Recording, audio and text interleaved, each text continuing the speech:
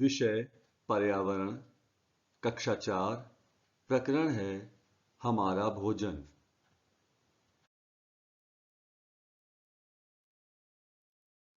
इस प्रकरण के शिक्षण अधिगम परिणाम इस प्रकार हैं। बच्चे विभिन्न भोज्य पदार्थों के नामों तथा उनमें पाए जाने वाले पोषक तत्वों की सूची बना लेते हैं। बच्चे संतुलित आहार से संबंधित भोज्य पदार्थों को वर्गीकृत कर लेते हैं। बच्चे भोजन के प्रमुख स्रोतों के बारे में बता लेते हैं। बच्चों, इन चित्रों को गौर से देखें और बताएं इन चित्रों में कौन क्या कर रहा है। पहले चित्र में आपने देखा एक माली पेड़ों में पानी डाल रहा है। दूसरे चित्र में दिख रहा है बच्चे खेल रहे हैं। तीसरे चित्र में दिख रहा है एक लड़की किताब पढ़ रही है। चौथे चित्र में दिख रहा है एक लड़का कंप्यूटर चला रहा है। और पांचवें चित्र में आपको दिख रहा है बच्चों एक लड़का तैर रहा है। आप लोगों ने ध्यान दिया बच्चों, सभी चित्रों में कोई ना कोई कार्य हो रहा है। सभी कार्यों को करने के लिए ऊर्जा की आवश्यकता होती है। आप जानते हैं ऊर्जा क्या होती है?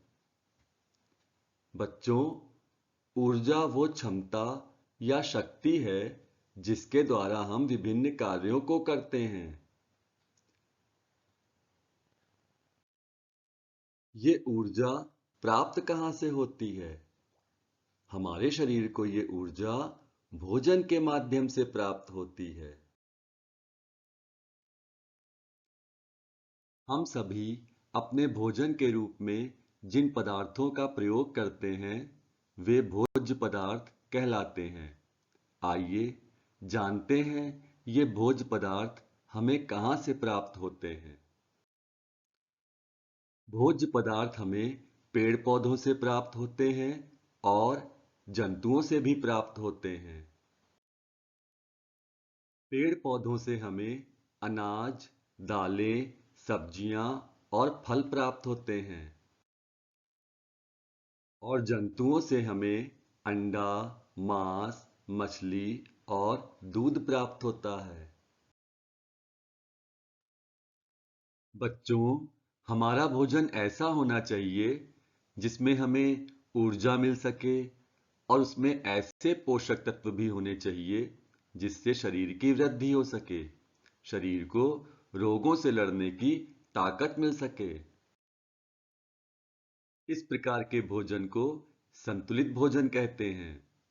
स्वस्थ रहने के लिए हमें संतुलित भोजन ही करना चाहिए।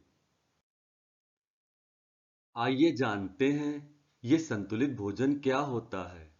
वह भोजन जिसमें ऊर्जा देने वाले पदार्थ, शरीर की वृद्धि करने वाले पदार्थ तथा रोगों से सुरक्षा प्रदान करने वाले पदार्थ संतुलित मात्रा में हो, संतुलित भोजन कहलाता है।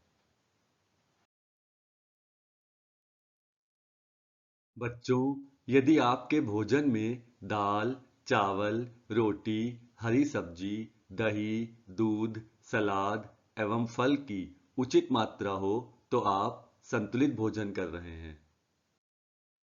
संतुलित भोजन में कार्बोहाइड्रेट और वसा होती है जिससे हमारे शरीर को ऊर्जा मिलती है।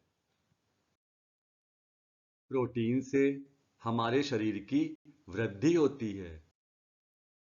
विटामिन और खनिज लवण हमें रोगों से सुरक्षा प्रदान करता है। आइए अब जानते हैं ये पोषक तत्व हमें कहाँ-कहाँ से प्राप्त होते हैं। कार्बोहाइड्रेट हमें गेहूं, ज्वार, मक्का, बाजरा, चावल, चीनी, सूखे मेवे आदि से प्राप्त होता है।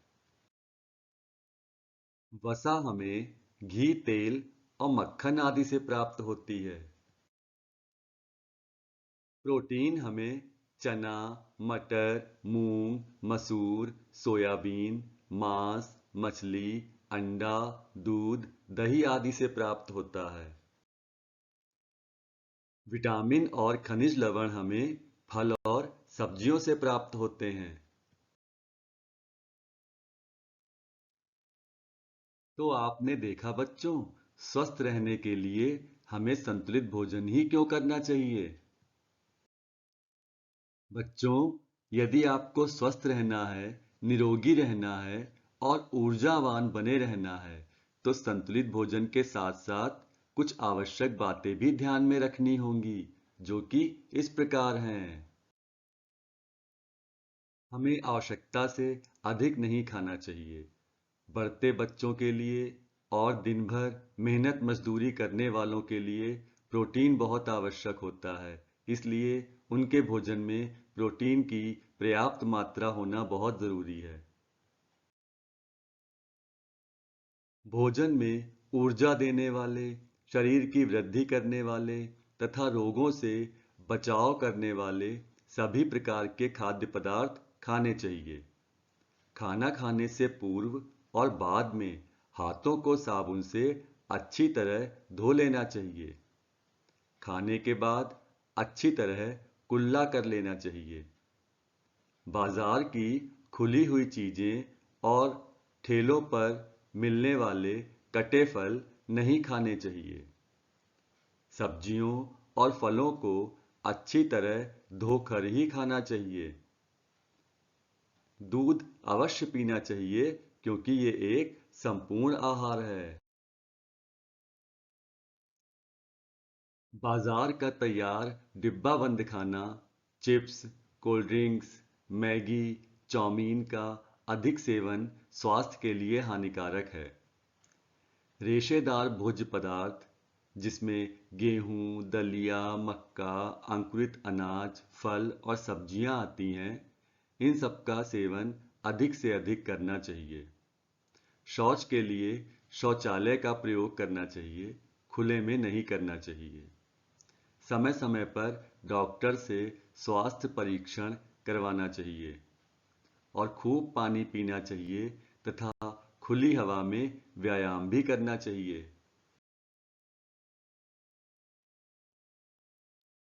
तो बच्चों, अब आप समझ चुके होंगे कि संतुलित भोजन और उसमें मौजूद पोषक तत्व हमारे शरीर के लिए क्यों आवश्यक है। तो चलिए निम्नलिखित प्रश्नों के उत्तर दीजिए। पहला प्रश्न है, पौधों से प्राप्त होने वाले किन्हीं चार भोज्य पदार्थों के नाम लिखिए। दूसरा प्रश्न है, जंतुओं से प्राप्त होने वाले किन्हीं चार भोज्य पदार्थों के नाम लिखिए। और तीसरा प्रश्न है, भोजन में प्रोटीन और वसा की आवश्यकता क्यों होती है।